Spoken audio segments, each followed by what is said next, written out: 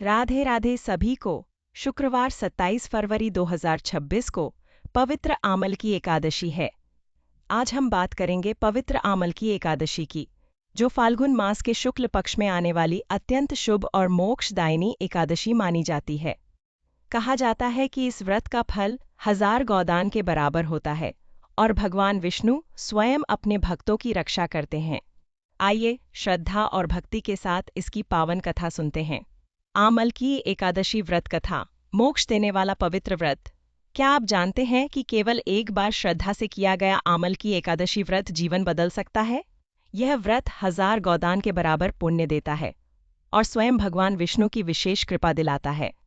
आज मैं आपको इसकी पावन कथा सुनाने जा रही हूँ। तो चलिए श्रद्धा से कथा प्रारंभ करते हैं। कथा प्रारंभ। प्राचीन समय में सूत जी ने 88,000 ऋषियों को संबोधित करते हुए कहा।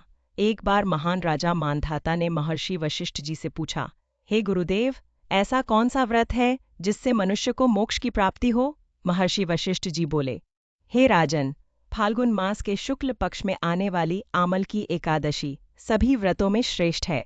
इसका पुण्य 1000 गोदान के बराबर है और यह सभी पापों का नाश करती है। धर्मप्रिय राज्य की कथा। प्राचीन समय में वैदिक नाम का एक नगर था। वहां धर्म, सत्य और भक्ति का वास था। उस नगर में चैतरथ नामक राजा राज्य करता था। राजा और प्रजा सभी भगवान विष्णु के परम भक्त थे और हर एकादशी का व्रत रखते थे। फाल्गुन शुक्ल पक्ष की आमल की एकादशी के दिन सभी ने आंवले के वृक्ष अर्थात धात्री की विधि विधान से पूजा की, दीप प्रज्वलित किए, भजन कीर्तन किया और पूरी रात जागरण किया। बहेलिये का उद्धार। उसी रात एक पापी बहेलिया जो जीव हत्या करके अपना जीवन यापन करता था, भूखा प्यासा वहां पहुंचा। वह मंदिर के एक कोने में बैठ गया और अनजाने में पूरी रात भगवान की कथा सुनता रहा। उसने व्रत तो नहीं रखा था, परंतु जागरण और कथा श्रवण का पुण्य उसे प्राप्त हुआ। कुछ समय बाद उसकी मृत्यु हो गई। पापों के बावजूद आमल की एकादशी के प्रभाव से उसका अगला जन्म एक धर्मात्मा राजा के रूप में हुआ, जिसका नाम वसुरथ पड़ा। भगवान की रक्षा। एक दिन राजा वसुरथ शिकार करते हुए जंगल में भटक गए।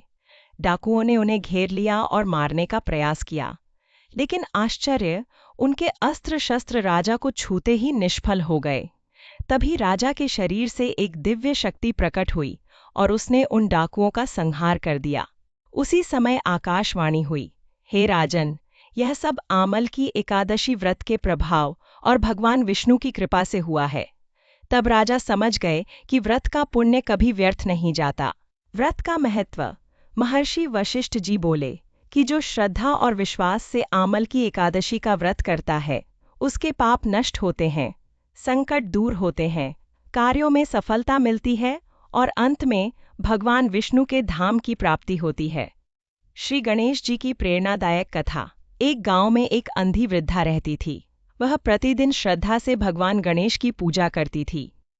एक दिन गणेश जी प्रसन्न होकर प्रकट हुए और बोले, माँ, जो चाहो वरदान मांग लो। वृद्धा ने अपने बेटे, बहू और सहेली की सलाह सुनी। बेटे ने कहा, धन मांगो। बहू ने कहा, पोता मांगो। और सहेली ने कहा, आंखें मांगो।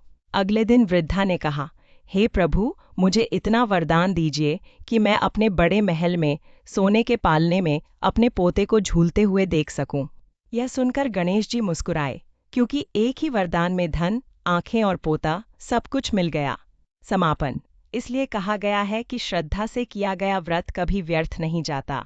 यदि आपको यह कथा अच्छी लगी हो तो वीडियो को लाइक करें, कमेंट में लिखें जय श्री विष्णु और चैनल को सब्सक्राइब अवश्य करें।